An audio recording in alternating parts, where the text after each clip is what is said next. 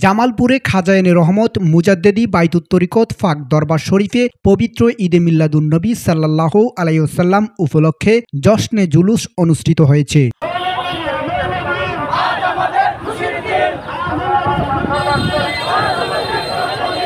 রোববার ৯ সেপ্টেম্বর সকাল ৭:৩০টায় জামালপুর জেলা সদরের পিটিআই মাঠ থেকে জশ্নে জুলুসের র্যালি বের হয়ে জেলা প্রশাসক কার্যালয় হয়ে আদালত চত্বর ঘুরে কলেজ রোড হয়ে পিটিআই মাঠে এসে শেষ হয়।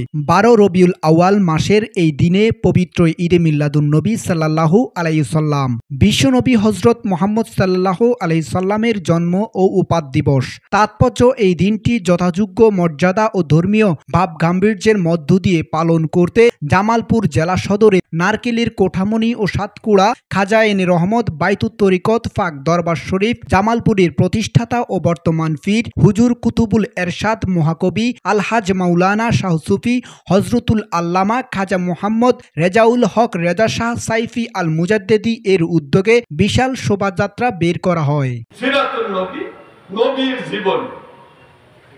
জীবন ওরা বলে যে দয়াল নবীজি ৪০ বছর বয়সে সময় নবীজি হেরা পর্বতের গুহায় হযরত জিবরিল আলাইহিস সালাম আসলেন, এসে নবীজিকে ওহী দিলেন। প্রথম ওহী নাযিল হল নবীজি। এই প্রথম ওহী ইকরা বিসমি রাব্বিকাল্লাযী খালাক খালাকাল ইনসানা মিন আলাক, ৫টা আয়াত নাযিল হল।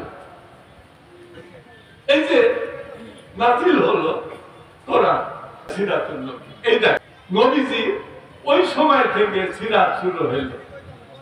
দেখেন সূক্ষ্মটা কি রাখো, যখন নবীজির উপরে ওহী নাযিল হইল হেরা পর্বতের গুহায়, সেই ওহীর ভিতরে কি ছিল?